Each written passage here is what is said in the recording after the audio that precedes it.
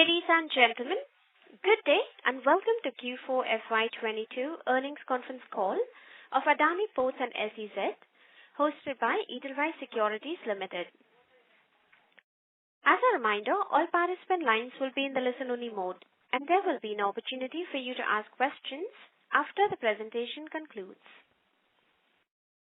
Should you need assistance during the conference call, please signal an operator by pressing star then 0 on your touchtone phone. Please note that this conference is being recorded. I now hand the conference over to Mr. Swarnim Maheshwari from Edelweiss Securities. Thank you, and over to you, sir. Thank you, Margaret. Good evening, everyone. I welcome you all on Adani Ports Q4 FY22 conference call. From the management today, we have with us Mr. Karan Adani, CEO and Whole-Time Director, Mr. Subrat Tripathi, CEO of Ports Vertical, Mr. Vikram Desani, CEO of Logistics Vertical, and Mr. Charanjit Singh, Head ESG Investor Relations. Without further ado, I would just hand over the call to Mr. Karan Adani for his opening remarks, post which will be have a Q&A session. Thank you, and over to you, Karan. A very good evening to all the participants. Welcome to the conference call to discuss the operational and financial performance of Adani Port and SEZ Limited for the quarter and year ending 31st March 2022. Let me start with the highlights of FY22 and refreshing memories on our strategic vision for APSEZ. 2 years back, when we embarked on our journey of making APSEZ the largest port company globally, it was clear that the strategy to achieve this stupendous feat had to be customer-centric. Given our 2 decades of experience in the port business, we were aware of the customer pain points in the logistics supply chain, which formed the building blocks of our decision to transform APSEZ from a port company to a transport utility. Our efforts for the last decade provided us with a robust foundation for vaulting into this new growth path. In FY21 and FY22, while we continued our journey for port expansion to drive growth and also mitigate the business concentration risk, but alongside, we developed a roadmap for business transformation and started to action the plan of building our logistics capability. APSEZ's transformational journey reached an inflection point in FY22 with various successful acquisitions and some key project wins. First, we gained 100% control of Krishnapatnam Port through the purchase of the balance 25% stake from the outgoing promoter. Second, we acquired 41.9% stake in Gangavaram Port and signed for an agreement with the promoters for the acquisition of balance 58.1% stake post the NCLT approval.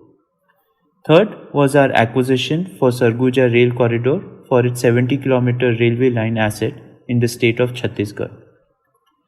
Fourth, APSEZ received LOA from Haldia Port Trust for a 5 million ton per annum bulk terminal. And fifth, APSEZ won the bid for a greenfield deep sea port project at Tajpur, West Bengal.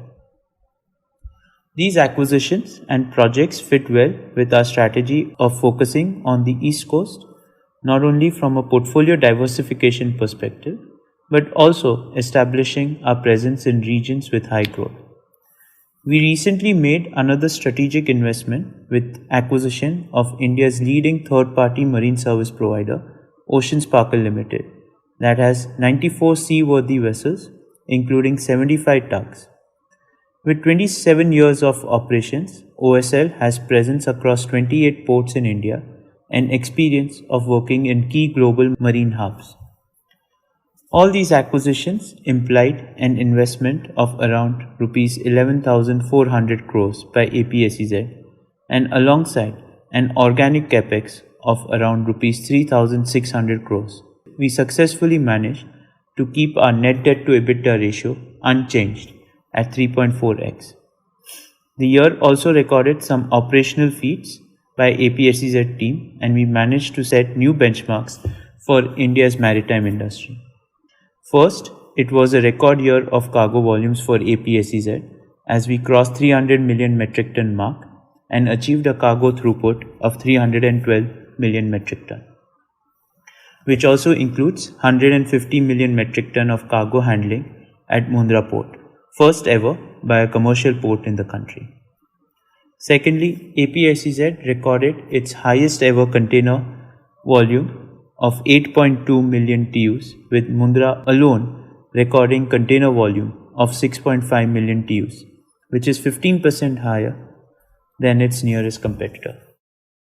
Another major milestone for FY22 was the visibility on commissioning of various logistics assets, thereby providing sufficient surety that APSEZ is on track to achieve its announced capacity targets. These include investments in 100 trains, 8 operational MMLPs, and total grain silo capacity of around 1.2 million metric ton by FY23. With 5 million square feet of warehousing capacity under construction operation, we are on track to achieve our guided capacity of 60 million square feet. Another noteworthy achievement of the year are two strategic partnerships. Firstly, a joint venture with John Keel's Holding and Sri Lankan Port Authority for construction of Colombo West International Terminal 2. And secondly, a partnership with Flipkart for the construction of over 0.5 million square feet fulfillment center in the upcoming logistics hub at Mumbai.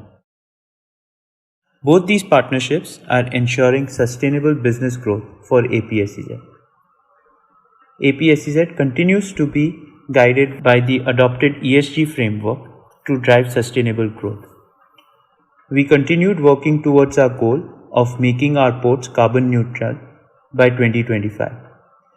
Some actions undertaken to achieve the objective include electrification of rubber tire gantries, electrification of mobile harbour cranes, purchase of electric internal transfer vehicles, and building renewable electricity capacity. To support our carbon neutrality goal, we are also doubling our mangrove plantation target to 2,000 hectares. We will finalize our net zero plan during the year in line with the commitment made by the Science Based Target Initiative. In November last year, the APSEZ board, based on representation from the ESG and Risk Committee, had decided to exit from Myanmar. Thereafter, we announced a timeline of June 2022 to action the board's decision. My team has worked very hard to ensure that we deliver on this guided timeline. I am pleased to announce that we have recently signed an agreement for sale of our Myanmar asset. The share purchase agreement signed with the buyer will enable us to broadly recover the investment that APSEZ has made in the project.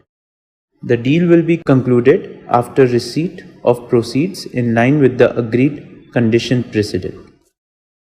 Let me now invite Subrat, Vikram and Charanjit for a brief on the operational and ESG performance. Thereafter, I will run you through the financials. Over to you, Subrat. Hello everyone on the call. Let me give you an overview of the performance at the port vertical. I will start with cargo volumes. APSEZ continues to outperform all India cargo volume growth and in FY22 handled a cargo volume of 312 million metric tons, a growth of 26% as against 5% growth registered by all India ports. The said cargo volume of 312 million metric tons includes 30 million metric tons handled by Gangavaram port. Now, to add on to what Mr. Karan Adani said earlier, it is a pleasure to see Mundra port continuing its journey towards glory and set new benchmarks at every turning point. The team at Mundra deserves a special mention for such a spectacular achievement, and I'm sure they're ready for achieving newer heights and win further laurels for APSEZ. Coming to performance of Mundra port, it grew by 4% in cargo volume during FY22, while the APSEZ's portfolio, excluding Mundra, grew by 58%. Non-Mundra ports in the portfolio, especially on the East Coast, are growing faster and have contributed 52% to the cargo basket, which is higher by 10 percentage points.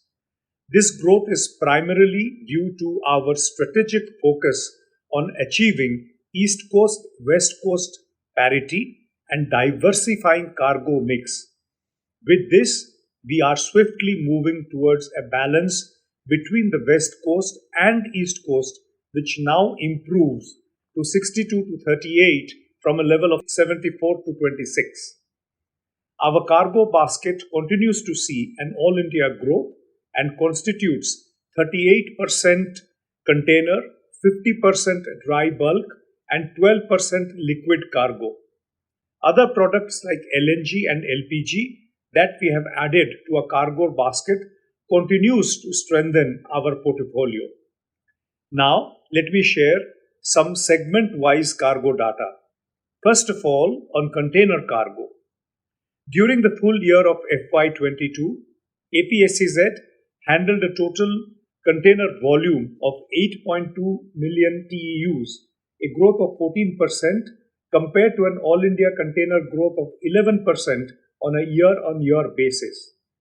Mundra Port continues to be the largest container handling port with 6.5 million TEUs, which is 15% higher than JNPT.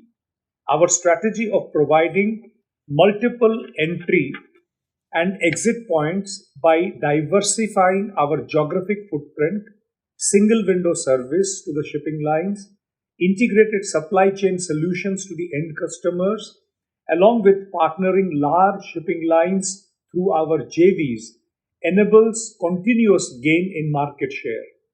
Mundra currently has a market share in excess of 33% in all India container volume.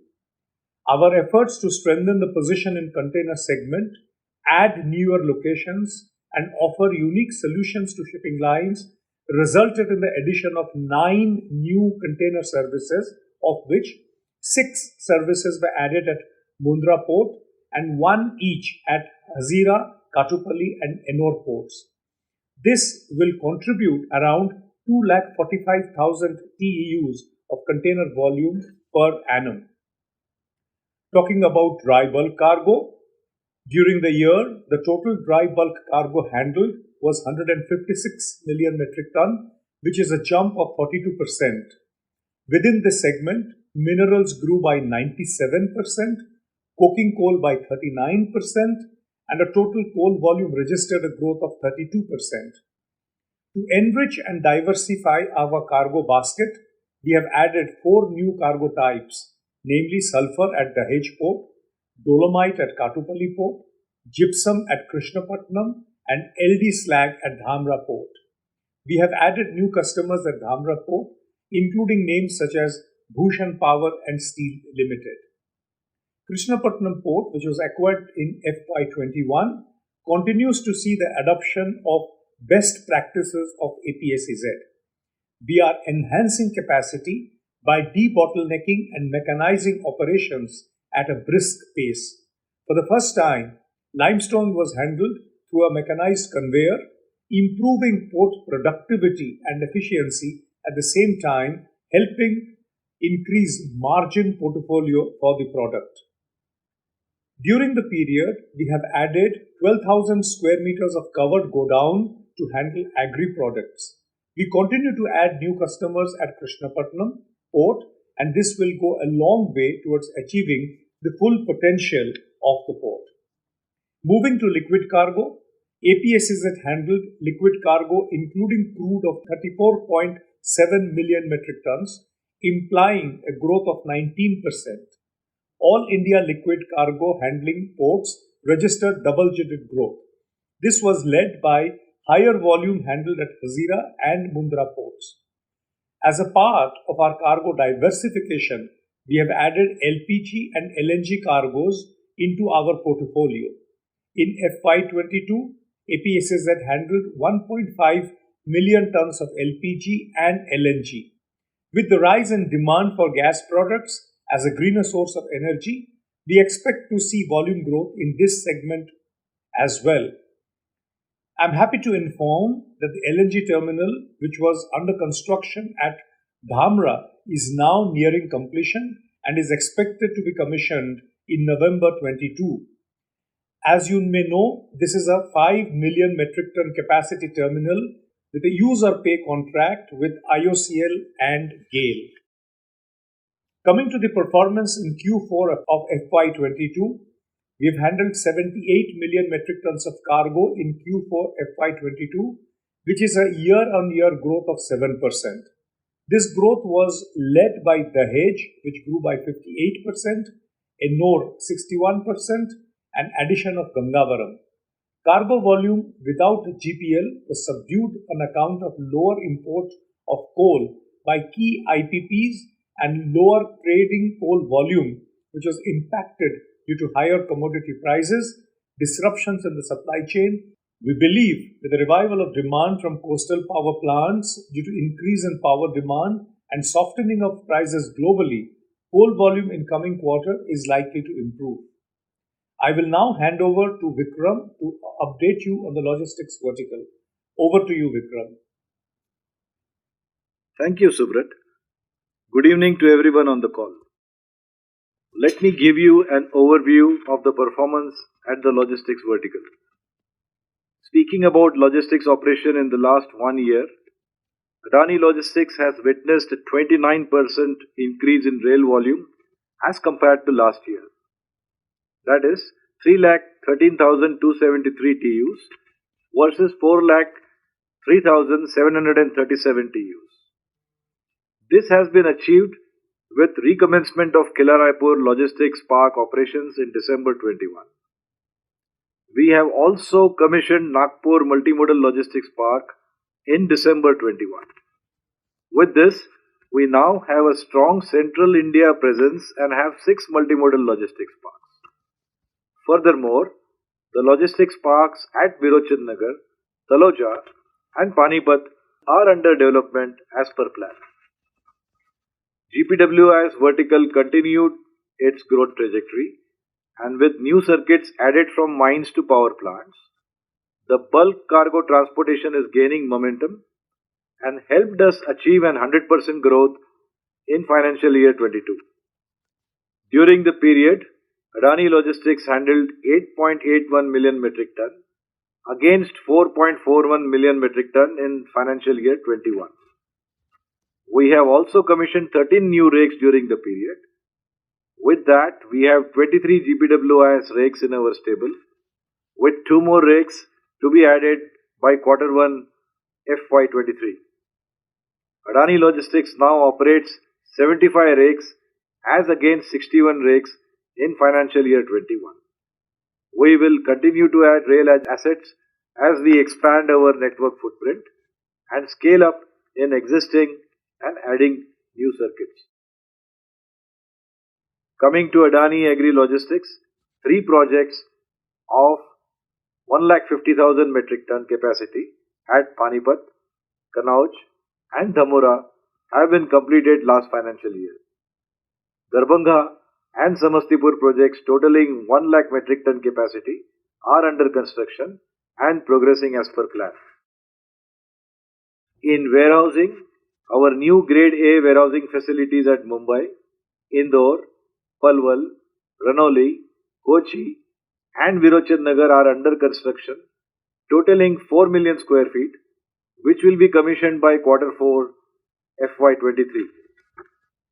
We have successfully signed and closed deals for 0.8 million square feet cumulatively. Furthermore, we are also in final stages of signing LOI with clients for 0.5 million square feet built-to-suit warehouse. Adani Logistics is on its trajectory to emerge as a leading company in Grade A warehousing with the commencement of new projects while also focusing on strategic acquisitions for warehousing assets. We are working in line with our vision to become an end-to-end integrated logistics service provider in India by creating logistics infrastructure including multimodal logistics parks, warehouses, grain silos and complete rail solutions for container, liquid, grain, bulk, and auto cargo. I will now hand over to Charanjit to update you on the ESG performance of APSEZ. Over to you, CJ. Thank you, Vikram, and very warm wishes to everyone on the call. APSEZ's ESG effort in FY 2022 gained momentum on various fronts. On the environmental side, the focus is now three-pronged. First, achieving carbon neutrality by 2025.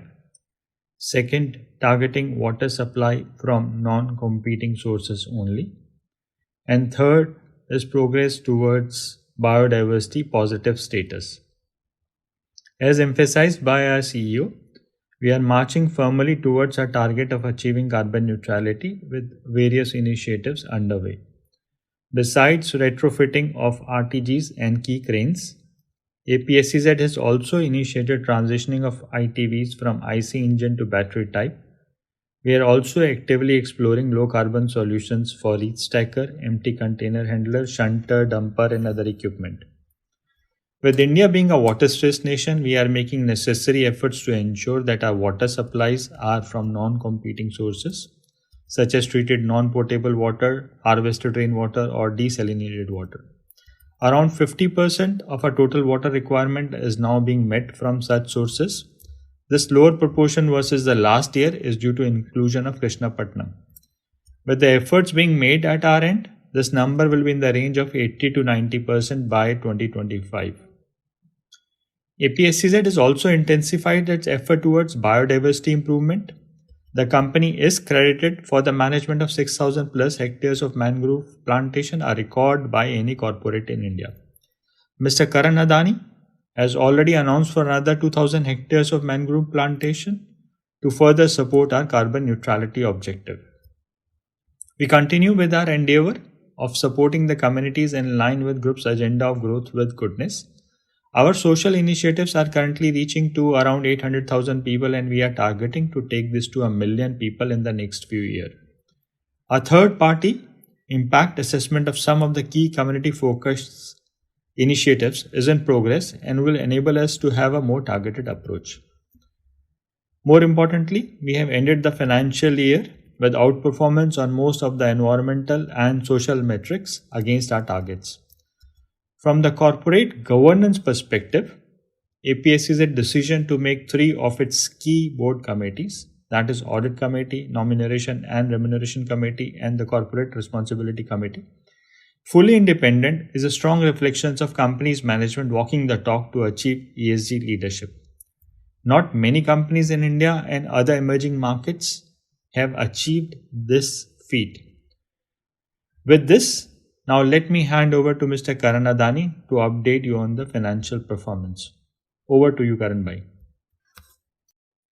Now speaking of the financials, consolidated revenue grew by 27% year on year to rupees 15,934 crores in FY22. This is backed by 21% growth in port revenue, logistics revenue growth by 26%, as well as higher SEZ and port-led development income. During the corresponding year, total EBITDA grew by 22% to rupees 9,811 crores. Speaking about port operations, in FY22, revenue increased by 21% year on year to rupees 12,964 crores. EBITDA for the same period grew by 21% year on year to rupees 9,120 crores, in line with the increase in cargo volume. Overall port EBITDA margins stood at 70%. Speaking of the logistics business, in FY22, revenue from the logistics business stood at rupees 1,208 crores, a growth of 26% on account of improving container and bulk rail and terminal traffic, along with improvement in rolling stock both for container and bulk cargo movement. Our efforts to diversify by adding bulk cargo, elimination of loss-making routes, and operational efficiency resulted in a significant increase in EBITDA and margin. While logistics business EBITDA grew by 41% to Rs 320 crores, the EBITDA margin expanded by 283 basis points to 26% on a year-on-year basis. During the year, profit before tax stood at Rs 5,946 crores and PAT stood at 4,795 crores. During the period, the tax incidence was lower due to the lower composition of profit from APSEZ standalone entity, which was impacted by the forex movement. During the year ending 31st March 2022, trade receivables reduced by 10% from Rs 2,386 crores to Rs 2,170 crores. This is despite a 27% increase in total revenue. Accordingly, DSO has improved by 29% from 69 days to 49 days. During the period, net debt to EBITDA remained within the guided range and stands at 3.4 times. The said net debt to EBITDA does not include EBITDA and cash from Gangavaram Port. If included on a pro forma basis, the net debt to EBITDA stands at 3 times. Net debt to equity during the year has improved to 0.85x in FY22 compared to 0.89x in FY21. APSEZ continues to maintain its investment grade rating, and two of the three major international rating agencies, namely Moody's and S&P, have maintained a stable outlook. The company has been maintaining key ratios within the desired range while growing rapidly. Moving into FY23, I am confident of APSEZ's growth prospect that are supported by a number of catalysts. Firstly, India's GDP growth rate for the year is estimated to be 8 to 9%. And with the government targeting to make India $5 trillion economy by mid of the decade, we see a good boost to India's EXIM. Increase in iron and steel trade, which can be attributed to China's decision to cap its steel production to the 2021 levels and absence of exports from Russia. This is likely to boost coking coal import in India. Another key growth catalyst is the increase in India's power demand and a higher fuel cost allowed as a pass-through by some states, thereby resulting in a recovery in coal volumes at port. Then there are some APSEZ specific catalysts such as the start of operations at Gangavaram Container Terminal and Dhamra LNG, wherein we have already signed delivery contracts. Similarly, for our logistics business, we have signed some leasing contracts for the warehousing facility where the construction was started in FY22. Our cargo volumes in March and April are a good reflection of the improving momentum. Considering the mentioned catalyst, we are guiding for volume for FY23 to be in the range of 350 to 360 million metric ton. This will translate to consolidated revenue to be in the range of 19,200 crores to 19,800 crores. Consolidated EBITDA to be in the range of Rs 12,200 crores to 12,600 crores. Port revenue range of Rs 16,700 crores to 17,000 crores. Port EBITDA to be in the range of 11,600 crores to 12,000 crores. Logistics business to generate a revenue between 1,500 to 1,600 crores. Capex for the period to be in the range of 8,500 to 9,000 crores. Free cash flow from operations after adjusting for working capital changes, Capex and net interest costs during the period is expected to be in the range of 1,400 to 1,700 crores. Net debt to EBITDA is expected to be in the range of 3 to 3.5x. The board has recommended a dividend of 20% of PAT for the year, which is as per the dividend distribution and shareholders' return policy. In conclusion, let me summarize our performance in FY22. It has been a stellar year for APSEZ on multiple fronts. This includes a record cargo volume, organic and inorganic investment, and the strategic partnerships formed during the year. It also marked a critical point in APSEZ's transition from a port operator to a transport utility. We believe that APSEZ is all set to emerge as a proxy to India's growth story of becoming the third largest economy in the world. With a zeal to make India an alternative manufacturing hub, the Government of India is making significant initiatives to boost the country's infrastructure, which is likely to boost the country's economy in the coming years.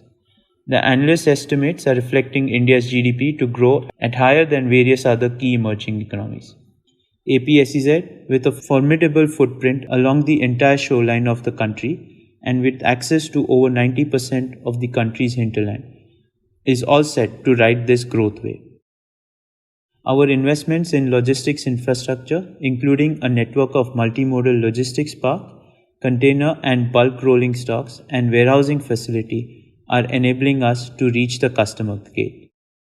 To enhance customer service, we are integrating technology into our infrastructure platform for a tailor-made single-window solution and capture a higher wallet share. I am sure with all this, we are on track to achieve our FY25 business growth targets. Let me conclude by saying that our focus on customer and sustainability will enable APSEZ to achieve its growth ambition and become a global role model. With this, we can open the lines for question and answer. Thank you very much. We will now begin the question and answer session. Anyone who wishes to ask a question may press star and 1 on the touchtone telephone. If you wish to remove yourself from the question queue, you may press star and 2. Participants are requested to use handsets while asking a question. Anyone who would like to ask a question, please press star and 1 at this time. Ladies and gentlemen, we will wait for a moment while the question queue assembles.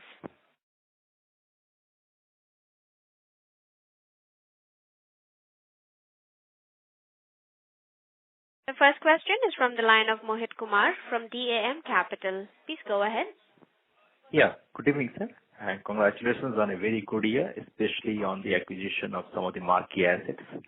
So my first question is, how much is the tariff hike you are baking in the current guidance, given that the cargo guidance is of around 12 to 15% hike, 50% increase. However, the revenue guidance is around 28 to 30%. And are we expecting any improvement in coal supply to Mundra power plants, given that the last year, I think one of the major reasons of slightly muted growth was primarily because the Mundra power plants were operating at a very, very low PLFs. So, we are in our guidance, what we have given. We have not taken a major growth in coal volumes. We have kept it at the same level as what we did last year. In coking coal, we have taken a significant, I would say 10 to 12% growth in the coking coal volume. But on the coal volume, thermal coal, we have kept it more or less at the same level as what was there last year. The tariff hike, sir? Sorry? Tariff hike, have you taken any tariff hike you are baking in the current guidance? Because cargo is 12-15%, while revenue guidance is 20 to 30%. Yes. We have also, there is certainly a tariff hike in line with the past trends, but also the revenue number includes OSL. Okay, understood. And so secondly, on the we are looking to expand the new capacity CT5. Is this expansion of new capacity CT5 is contingent on the renewal of concession agreement? And have you heard anything on the renewal? Can you please share any update? Yeah. So this is not contingent to the extension of the concession agreement. At Mundra, our existing terminals are operating at 90% plus capacity, and we are seeing a robust customer demand. and that's the reason we are very confident that whatever capex we are putting, we would be the payback would be within the concession period that we are. In terms of from a concession period point of view, we are at the last stage of policy rollout. We expect the policy rollout of from Gujarat government to come out hopefully by this calendar year, and we are hopeful for to give a clarity to give that clarity to all the investors once the policy is out. Understood, sir. Thank you and all the best, sir. Thank you. Thank you. Thank you. The next question is from the line of Ashish Shah from Centrum Broking. Please go ahead. Yeah, thank you for the opportunity. So first question is on the 23,000 crore capex plan that we have unveiled. Over what period is this plan? And second, if it changes or anything in our 500 million ton guidance, so does the guidance get increased because of this capex plan? So 23,000 crore capex, that is keeping in mind not just port, but it is for whole APSEZ, that is ports, logistics, the marine business, the truck business, towage business as well. As you know, in this, last year we had started the new business, which is warehousing, and that is a big, if you see almost from this year's guidance, 1/4 of the capex goes towards the new business. From our point of view, the 23,000 crores is till FY25, and that does not change. This only helps us not just up to the 500, but also part of it helps us to move after the 500 as well. Sure. So secondly, in terms of the expected return from this capex, I mean, prima facie, just a little back of the envelope kind of a number seems to suggest that if 4,100 crore is the EBITDA at an optimum level from this 23,000 crore capex, then the post-tax ROC probably could be lesser than maybe 11% or 12%. If there is any clarity, if you can provide on that, it will be helpful. Ashish, Charanjit here. We have all the numbers with you, but given that we have only few minutes left for this call, right, 15-20 minutes. So I request that we focus on the strategic questions in this call. For each and every number, the IR team will give you the data points. We have every number with us. Does that make sense? Yes. Thank you. Thank you, sir. Thank you. Yeah, thank you. Thank you. The next question is from the line of Parash Jain from HSBC. Please go ahead. Thank you. And Sam, I have probably 3 questions. So sorry to interrupt you. So your audio is not very clear. It's not audible as well. Can you please check? Okay, let me try to be as I can. If you can come in the handset mode. It's actually breaking also. I think it's the network. Could be actually. I'm dialing it from home. I don't know. Otherwise, probably I'll reach out to CJ after the call. We can hear you. Parash, we can hear you. Good. Oh, okay, lovely. Yeah. So first question is, Karan, with the whole world is debating about whether we are heading into a stagflation or a recession. You are embarking on a year is like multifold than your previous year run rate. What is the time for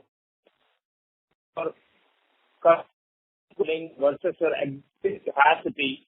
Do you see a room of improving utilization as a way to grow your throughput? And secondly would be with what's going on in Colombo, does it change or do you need to adjust your timeline or a capex with respect to your upcoming venture? Thank you. Parash, you were breaking up in a little bit, but if I understand correctly, your question was with the uncertainty, global uncertainty, is it the right, what is the confidence level on the capex program that we are embarking on? Am I correct? Yes. Yes. Okay. So if you see, Parash, in terms of our capex, half of the total capex is in the logistics, and it is focused on warehousing. if you see the breakup, part of that also, we are very confident on that is because of it has nothing to do with the growth, but it is actually to do with the mindset change from consumer going towards more of digital. And we are replacing a lot of grade B and grade C warehouse to grade A. So if you see, we do believe that out of the total capex, 2,500 crores on warehousing, we are very confident on, and we don't expect any changes on that front. 50% of the capex on the port side is focused on the container segment, and mainly it is in Mundra, Gangavaram, and Dhamra.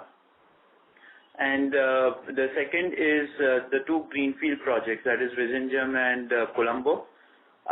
In Mundra, we are already at 90%, as I had said earlier. So there we need to expand because we are seeing significant growth coming in and demand coming in, and we don't expect that demand slowing down. Gangavaram and Dhamra. Gangavaram is again a new site for us, new territory. We do expect to take volume out of Vizag port over there because we'll have better facility, deeper draft. And same on Dhamra. We've been talking about starting container business in Dhamra when we took over. So we do expect Dhamra to compete and be a hub port for not just Bangladesh but even Calcutta.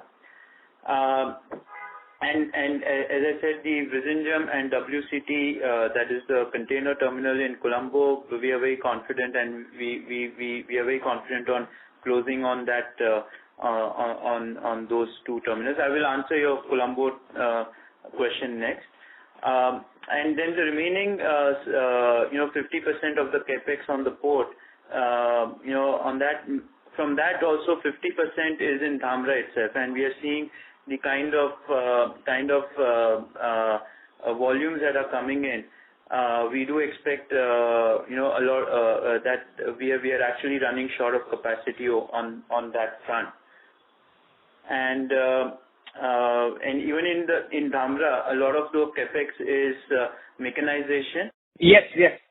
Yeah, so on Dhamra, a lot of the expansion that we are doing is mechanization and expansion of capacity by mechanization, and it's predominantly to do with the hinterland development in terms of mining and the steel plant expansion that we are seeing. On Colombo, we are very confident. The business. So let me answer the first question. That is, the business rationale for doing a terminal in Colombo does not change. Actually, with the kind of disruptions that we are seeing, our conviction on actually the capacity enhancement between both Vizhinjam and Colombo is more solid, and we do believe that that is the right option, right choice. Given the current situation, we are working in terms of how do we give as much orders as possible through local contractors, and basically to support the local contractor growth and local employment. We don't expect, as of today, we don't expect any major changes in the timeline. And so we do expect that by FY24 we'll have the first phase of Colombo terminal up and operational. Okay, perfect. Thank you so much, Karan, and have a lovely day. Yes. Thank you. The next question is from the line of Vibhor Singhal from Phillip Capital. Please go ahead. Yeah, hi. Thanks for taking my question. So, Karan, just a couple of questions from my side. We just spoke about the overall capex plan and 50% of it being logistics. Especially in the warehousing, if I look at the next year capex of around 2,500 crores, how do you see that playing out over the next 3 to 4 years? Is it going to be kind of a recurring capex plan, or is it like kind of front-ended in FY23 and then it's probably going to taper off? So how do we see this enhancing of capacity in the warehouse subsequent? Yeah, so on warehousing front, as you know that we had last year given our vision statement of 50 million square feet. This 2,500 crores gives us 9 million square feet, which will get operational by Q1 of FY20 by next year, by Q1 of next year. So we do, so till the time we don't reach 50 million square feet, you will see more or less similar recurring capex happening in the warehousing sector. So the thumb rule could be for, let's say, around 10 million square feet, we would spend around 2,500 crores. We could use that as a thumb rule. Yeah, 10 million is 2,500. So let's assume for next 5 years, another 10 million square feet will keep getting added. Keep getting added. Got it. That's very helpful. Also, just wanted to check on the margins front. So, I mean, basically, how do you, I mean, our port margins are overall anyway 70%, and we are basically trying to, whatever ports that we acquire, we, of course, tend to take them to the similar levels. On the same front, where do you see the overall margins for the company going, and any of the ports, and would that also be applicable for Gangavaram Port, of taking its margins to around 70%? So your question is on the margins, right? EBITDA margins? Yeah, on the margins. Yeah, EBITDA margins. Just specifically to ports, or you're talking overall? So, Gangavaram ports and overall, what is the outlook for the three margins separately? Yeah, so Gangavaram, our target is after the acquisition is completed, we would be taking it up to we have a plan ready which will take the margins up to 72%, 71 to 72%. There are certain costs which we can't touch till the acquisition is not completed. So once that is done, we do expect we will be reaching to 71, 72. We've already reached 66, 65%, if I'm not wrong. Overall margins, I think we will keep pushing. Teams keep working on it in terms of from a port point of view, and our guidance still continues that we'll keep pushing for 1 to 1.5% growth in our EBITDA margins for overall.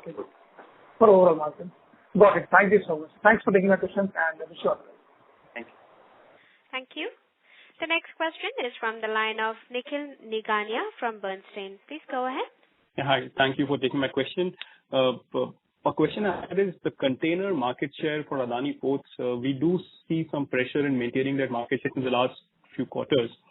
What could be the reason for that, and how do you see it changing going forward? So I think if you see the pressure that we were facing on the overall container business was mainly on the south side, that is between Krishnapatnam, Ennore, Kattupalli. I think on the north, combining both Hazira and Mundra, we've not lost any market share. Actually, we've been gaining. I think on the south side, we have few opportunities which we are working on, and few lines that we are looking at shifting. I think we are confident that this year we will recover on the south side. We should be able to recover. We should be able to recover significantly. On the west, we do continue to push, and as the rail coefficient in Mundra keeps increasing, we are very confident that we will continue to grow our market share on the west side. Understood. Thank you, sir. One last question. There's one big forex cost in this quarter. Yes. Any view that you could share on that would be helpful because the big number. Yeah. So as you all know, it's a mark-to-mark cost. As you know that we have a natural hedge. It is not a cash flow item, but it is more of mark-to-mark, and because of the natural hedge that we have, we actually because of the dollar income that we get, we don't hedge our debt, and we have always seen that we always look at the mark-to-market more on the 5 to 6 year horizon, and if you see that it's more or less nullifies itself, and it makes sense not to hedge it because our interest cost remains, interest cost keeps is at the lower side of the lower side, and that's what we focus on. So I don't, to be honest, I don't have any guidance on thoughts, but this is what we can say, that we continue with our strategy of not hedging, leaving it as a natural hedge. We focus on and we look at more on the net interest cost on an overall cash, and this is not a cash flow item for us. Understood. Appreciate your answer. Thank you. Thank you. The next question is from the line of Nikhil Abhyankar from DAM Capital. Please go ahead. Thank you for giving me this opportunity. I've got just couple of questions. What is your expectation of monetization of land in the medium term, given the ambitious plans of the group companies? And the second question is about, is there any update about stake sale in Concor? Any update from the government? Thank you.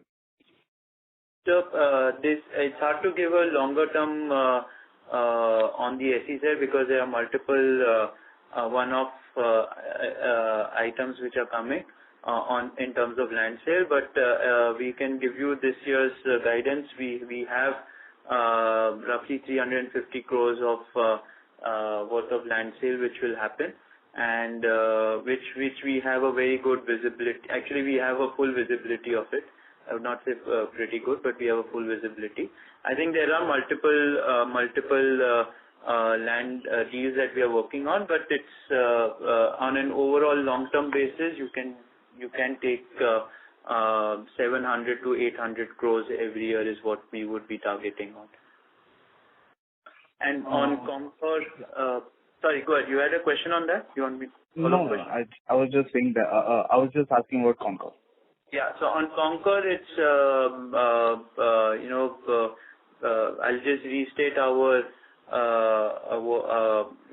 thoughts over there. We are very keen on it. It is a strategic asset.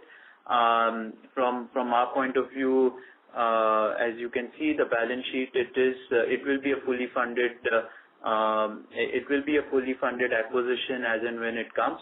Timing of it, it's difficult to see. I think there is and very difficult for us to give a timeline, because I think as you all know, one of the big one of the big steps that government needs to solve on is how will they treat the land and what will be the land licensing fee. I think once that is done, once that is approved, we do expect then the sale process to fast track. But it's very hard to give a timeline as of now. Thank you. That's all. Thank you. Ladies and gentlemen, you may press star and 1 to ask a question at this time. The next question is from the line of Sagar Parekh from the Financial Consultants. Please go ahead.